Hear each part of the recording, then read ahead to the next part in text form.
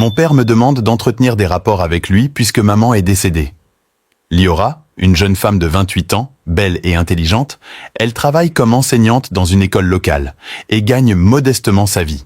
Liora vit avec son père Darrell, un homme de 55 ans, veuf depuis 2 ans, après la mort soudaine de sa femme Noura, emportée par une maladie foudroyante. Darrell était un commerçant prospère, mais depuis la perte de Noura, il a sombré dans l'alcool et la tristesse. La maison est devenue sombre, remplie de silences lourds et de souvenirs douloureux. Liora est la seule enfant, elle s'occupe de tout, cuisine, nettoie et essaie de consoler son père, mais Darrell devient de plus en plus distant, ses yeux parfois fixés sur elle d'une manière étrange qui la met mal à l'aise.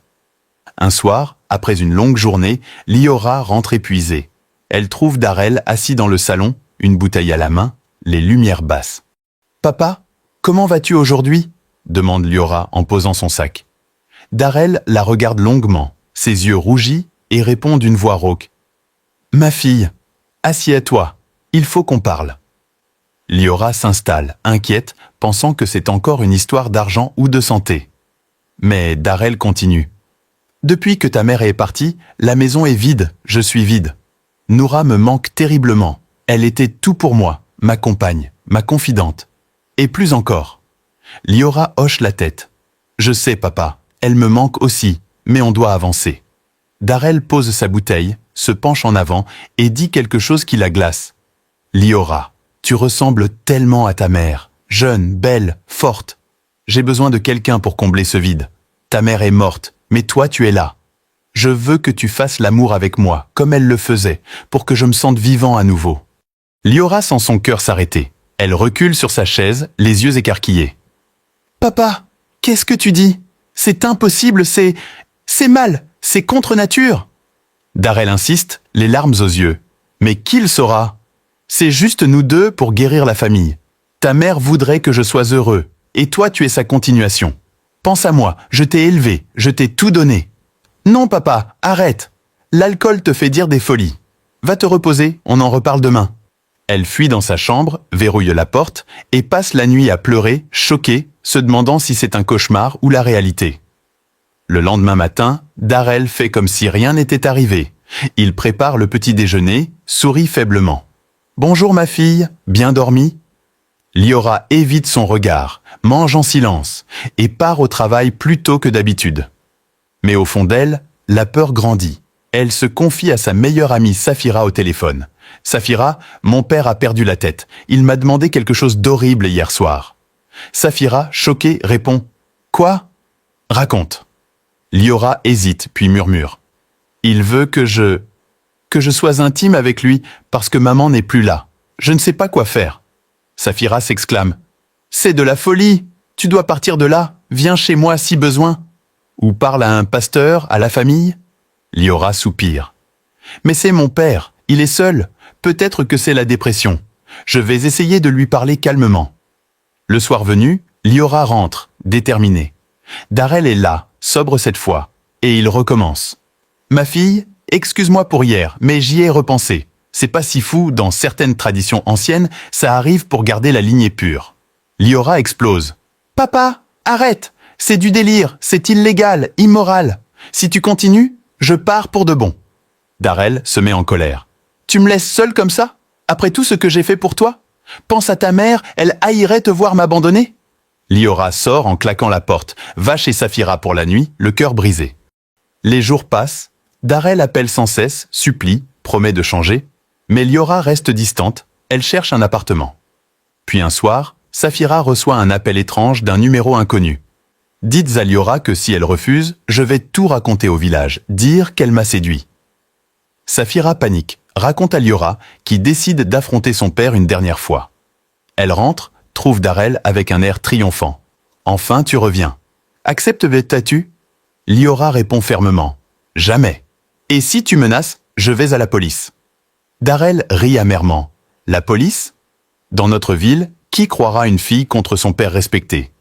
Mais soudain, un coup à la porte, c'est le cousin Kendrick, venu de la capitale pour une visite surprise. Kendrick sent la tension, demande ce qui se passe. Liora craque, raconte tout en pleurs. Kendrick, furieux, confronte Darrell. « Oncle, comment oses-tu? C'est une honte !» Darrell nie. C'est des mensonges, elle invente. Mais Kendrick ne lâche pas. Il appelle la famille élargie, organise une réunion d'urgence. Pendant ce temps, Liora fouille la maison, trouve des lettres cachées de Darrell à une femme inconnue, révélant qu'il avait une maîtresse pendant le mariage avec Noura et que la mort de Noura l'a libéré pour ses désirs tordus. La réunion familiale explose, les oncles et tantes choqués, Darrell est isolé, forcé d'avouer sa folie. Mais juste après, Darrell disparaît une nuit, laissant une note. « Vous m'avez tous trahi, adieu ». On le retrouve le lendemain, pendu dans la forêt voisine. Liora s'effondre, rongée par la culpabilité. Mais Saphira la console. Ce n'est pas ta faute, c'était son démon intérieur. Des mois plus tard, Liora hérite de la maison, se marie avec un collègue gentil, mais la cicatrice reste, se demandant toujours qui était vraiment responsable de ses malheurs. Des mois ont passé depuis le suicide tragique de Darrell, et Liora essaie de reconstruire sa vie dans la maison familiale, maintenant vide de ses ombres passées. Elle a hérité de tout. La maison, les économies modestes de son père et même son petit commerce au marché local qu'elle gère tant bien que mal entre ses cours à l'école. Liora s'est mariée avec Evans, un collègue enseignant gentil et attentionné, âgé de 32 ans, qu'elle a rencontré lors d'une formation pédagogique. Evans est originaire d'un village voisin. Il est calme, pieux et traite Liora comme une reine, l'aidant à oublier les horreurs du passé. Ils vivent ensemble dans la maison, et Liora commence à se sentir en sécurité, même si les nuits sont parfois hantées par des cauchemars où elle revoit le regard pervers de son père. Un jour, alors que Liora range les affaires de Darrell dans le grenier, elle tombe sur une boîte cachée sous une pile de vieux vêtements. À l'intérieur, des lettres jaunies, des photos floues et un journal intime que Darrell tenait secrètement. Curieuse et tremblante, Liora ouvre le journal, et ce qu'elle lit la glace. Des pages entières où Darrell décrit son obsession pour Noura, sa femme, mais aussi des confessions troublantes. « Noura n'était pas seulement ma femme, elle était ma sœur cachée », écrit-il dans une entrée datée de 20 ans plus tôt. Liora relit plusieurs fois, choquée. Sa mère et son père étaient...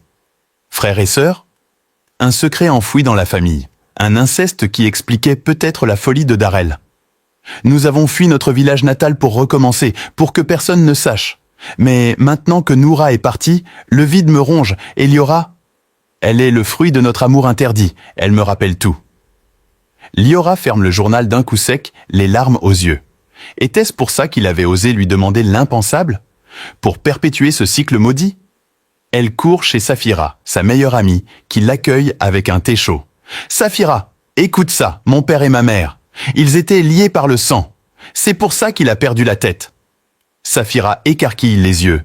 « Mon Dieu, Liora, c'est horrible. Tu dois en parler à Evans et peut-être faire des tests pour ta santé. » Liora hoche la tête, mais au fond d'elle, une peur nouvelle grandit. Et si elle portait en elle une malédiction génétique? Le soir même, elle raconte tout à Evans qui la serre dans ses bras. « Peu importe le passé, Liora, je t'aime pour qui tu es. On va consulter un médecin ensemble. » Ils prennent rendez-vous chez un spécialiste en génétique à la capitale, et les résultats tombent après des semaines d'attente. Liora est en parfaite santé, aucun risque majeur, mais le choc émotionnel persiste. Pendant ce temps, Kendrick, le cousin qui avait tout révélé lors de la réunion familiale, revient au village pour affaires. Il est maintenant un homme d'affaires prospère, avec une entreprise de transport, et il propose à Liora de l'aider à agrandir le commerce de Darrell. « Cousine, laisse-moi investir, on peut en faire quelque chose de grand. » Liora accepte, reconnaissante, et bientôt, le petit magasin devient une boutique florissante, vendant des tissus et des produits importés. Mais un soir, après une longue journée, Kendrick reste dîner chez Liora et Evans. Autour de la table, il boit un peu trop et commence à parler du passé. « Tu sais, Liora, ton père m'a toujours détesté. Il disait que j'étais un intrus dans la famille. » Liora fronce les sourcils. « Pourquoi ça ?» Kendrick hésite, puis lâche. « Parce que je sais des choses. Ta mère, Noura, elle m'aimait bien avant de se marier avec Darrell. On était jeunes au village natal. » Evans intervient. « Qu'est-ce que tu insinues ?» Kendrick rit nerveusement. « Rien, juste que Darrell l'a arraché à moi. » Mais bon, c'est du passé. Cette révélation sème le doute dans l'esprit de Liora. Était-ce de la jalousie? Le lendemain, elle fouille plus profondément dans les lettres de la boîte, et trouve une correspondance entre Noura et Kendrick, datant de leur jeunesse. Cher Kendrick, je t'aime, mais Darrell est mon frère, et notre famille nous force à rester unis. Pardonne-moi. Liora comprend. Sa mère avait aimé Kendrick, mais un arrangement familial l'avait poussé dans les bras de Darrell, son propre frère. C'était un secret qui avait pourri la famille de l'intérieur. Furieuse, Liora confronte Kendrick. « Pourquoi tu ne m'as rien dit avant? Tu savais pour leur lien de sang. » Kendrick avoue. « Je voulais te protéger, mais aussi... Je t'ai toujours aimé, Liora, comme une nièce, ou plus. Tu ressembles à Noura. » Liora recule, dégoûtée. « Ne me dis pas que toi aussi. » Kendrick nie. « Non, non.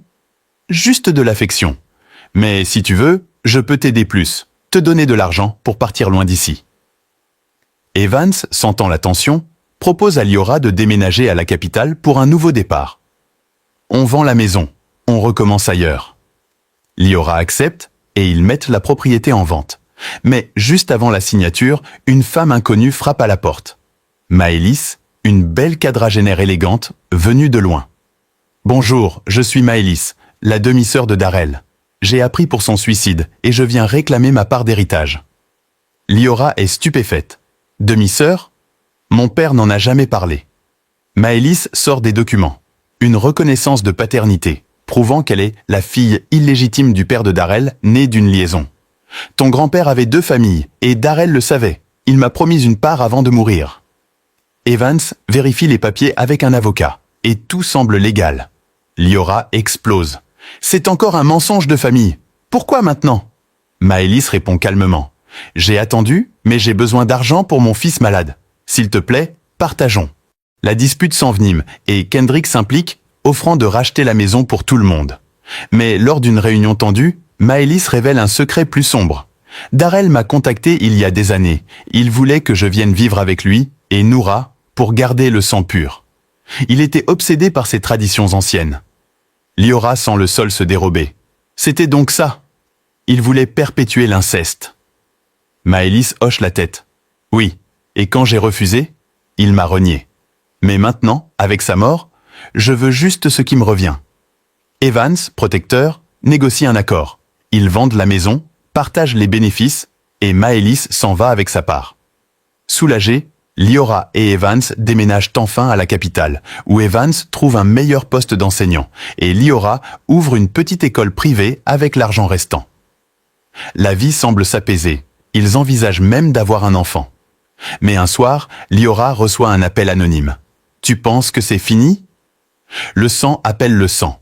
Terrifiée, elle raconte à Evans qui appelle la police, mais rien n'est trouvé. Puis, des lettres arrivent, avec des photos d'elle enfant et des menaces. « Reviens au village, où le secret de ta naissance sera révélé à tous. » Liora soupçonne Kendrick ou Maëlys, et décide d'enquêter. Elle contacte Alima, une tante éloignée, qui avoue « Ton grand-père avait un pacte avec un marabout pour protéger la famille. Mais ça a tourné en malédiction. Darrell en a hérité, et maintenant, ça te poursuit. » Déterminée, Liora va voir le marabout au village natal, un vieil homme nommé Stanley, qui rit en la voyant. « Ah, la fille de l'inceste. Ton père a brisé le pacte en te demandant l'impensable, et maintenant, les esprits réclament réparation. » Liora supplie. « Comment l'arrêter ?» Stanley répond. « Offre un sacrifice, de l'argent ou un aveu public. » Mais Liora refuse. « Je ne crois pas à ces sorcelleries. » Elle rentre, mais les événements s'enchaînent.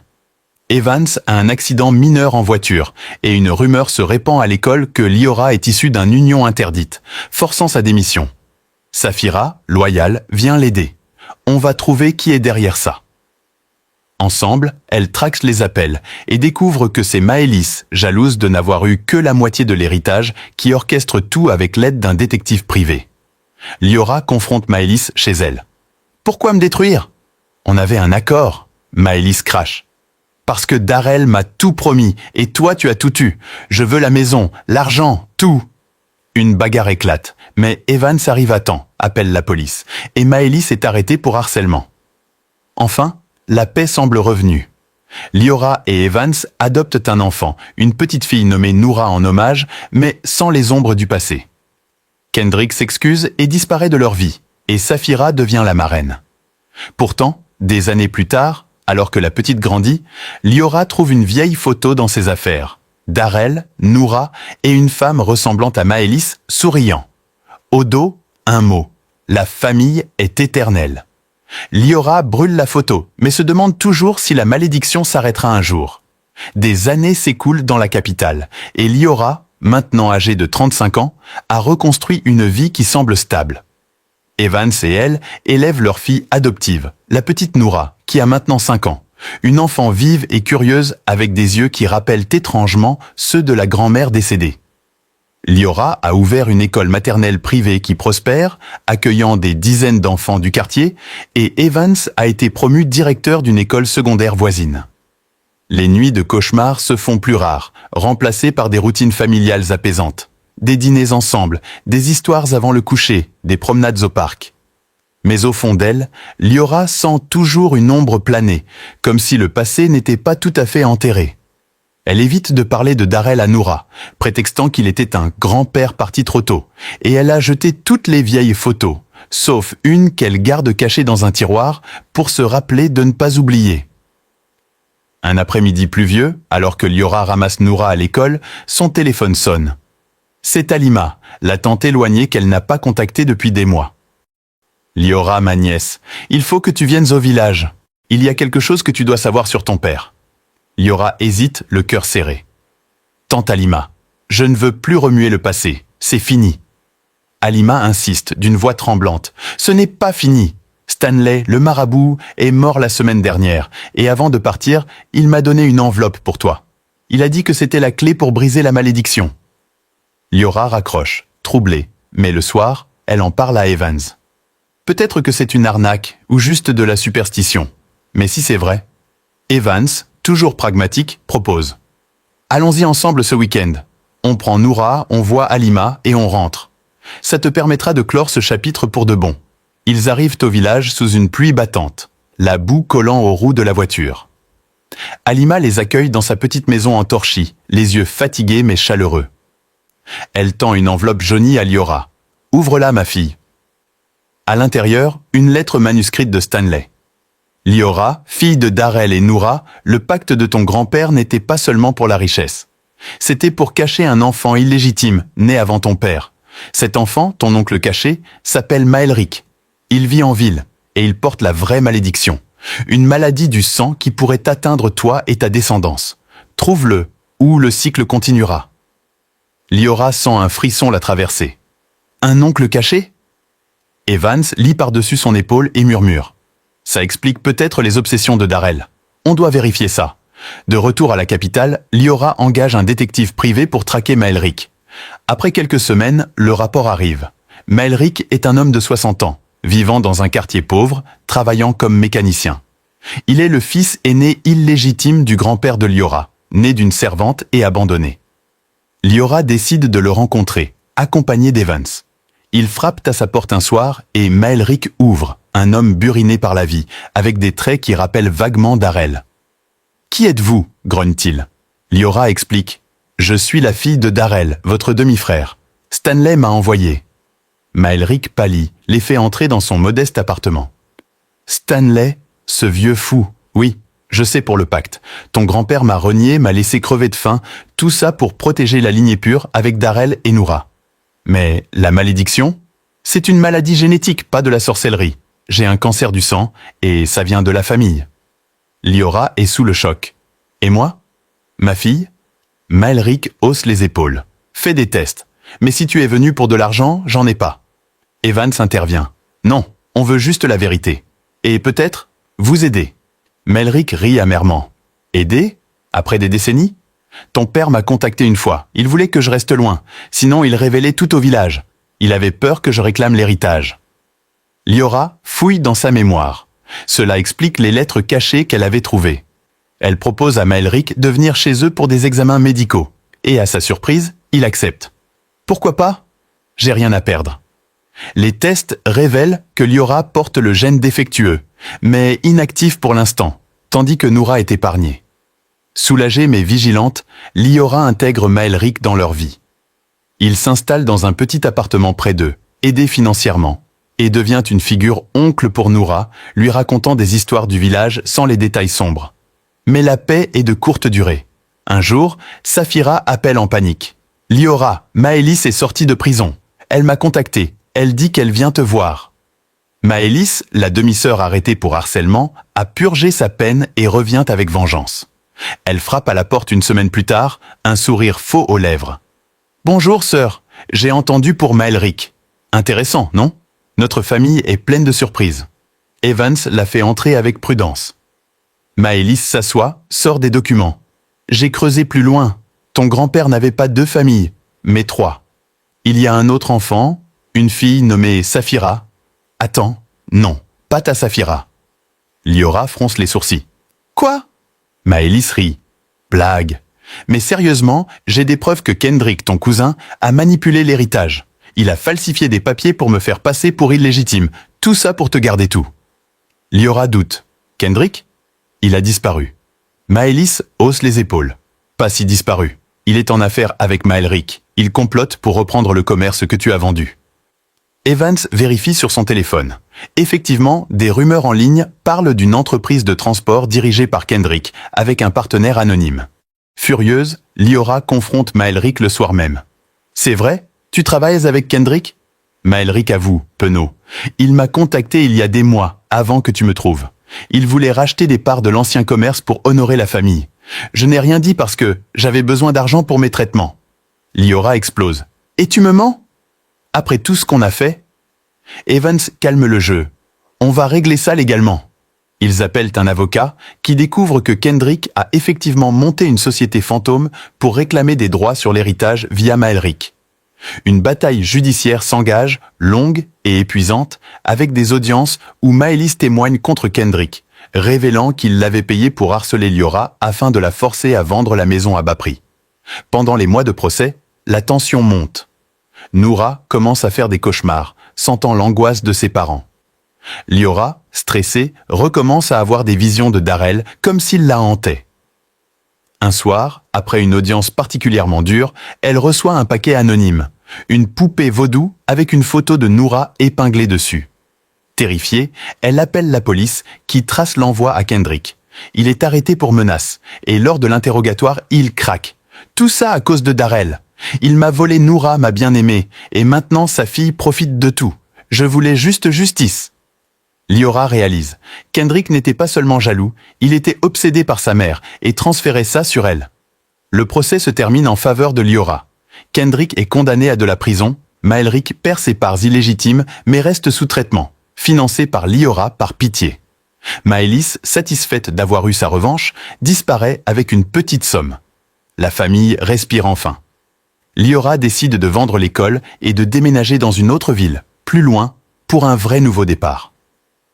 Il s'installe près de la côte, où Evans ouvre un centre éducatif. Et Liora écrit un livre anonyme sur son histoire, pour exorciser les démons.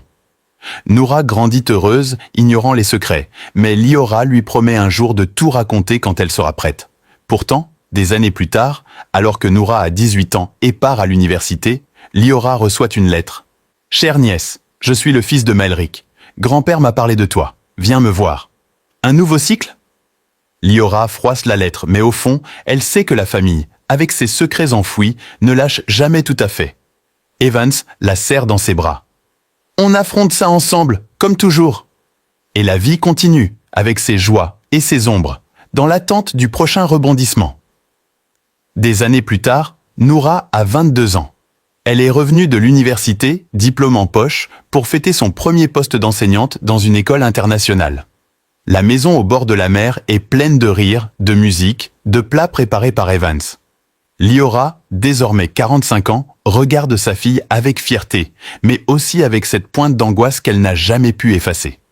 Ce soir-là, après le dîner, Noura pose une enveloppe sur la table. « C'est pour toi, maman. » Un homme m'a abordé à la gare. Il m'a dit « Donne ça à Liora, c'est la fin du cycle. » Liora ouvre, les mains tremblantes. Une seule feuille, une écriture qu'elle reconnaît, celle de Maëlric, l'oncle caché. « Liora, je suis en phase terminale. Avant de partir, je veux tout te dire. Le fils dont je t'ai parlé, il n'existe pas. C'était moi qui écrivais les lettres, moi qui envoyais les paquets, moi qui ai payé Kendrick pour qu'il joue le rôle du méchant. Pourquoi? Parce que je voulais te forcer à revenir au village, à me reconnaître comme famille, à me donner une vraie place.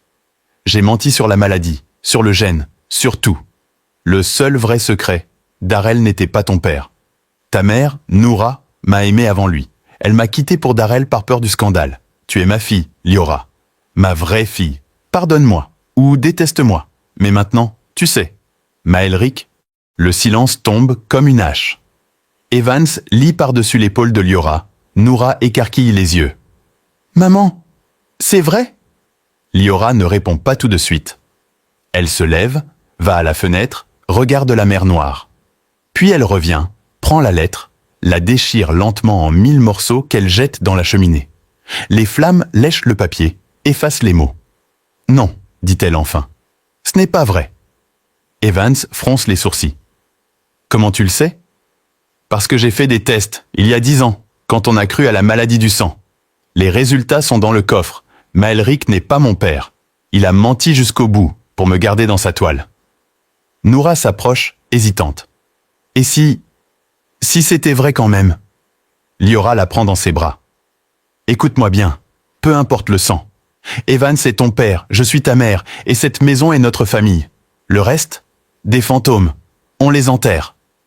Le lendemain, Liora va à l'hôpital. Maelric est dans le coma, branché à des machines. Elle s'assoit à son chevet, lui parle à voix basse. Tu as voulu me voler ma paix une dernière fois. Tu as échoué. Repose en paix, oncle. Mais reste loin de nous. Elle sort, ne revient jamais. 3 jours plus tard, Maelric meurt. Aucune cérémonie. Liora refuse même de récupérer ses affaires. 1 mois après, elle reçoit un appel de l'hôpital. Parmi les effets personnels de Maelric, une clé USB. Dedans, des vidéos, des années de surveillance, caméra cachée dans la maison du village, micro dans le téléphone de Liora, photos volées, tout. Maelric avait tout orchestré depuis le début, même avant le suicide de Darrell. Il avait poussé Darrell à la folie, l'avait filmé en secret, avait utilisé ses images pour le faire chanter. Liora regarde une seule vidéo. Darrell, ivre, pleurant devant Maelric. « Je ne peux pas lui faire ça, c'est ma fille. » Maelric, froid. « Fais-le, ou je révèle tout sur Noura et toi. » Liora éteint. Elle appelle la police. Les preuves sont remises. L'affaire est classée. Harcèlement post-mortem, rien de plus. Le soir même, sur la plage, Liora, Evans et Noura font un feu. Ils y jettent la clé USB, les derniers fragments de lettres, une photo jaunie de Darrell et Noura. Les flammes montent haut.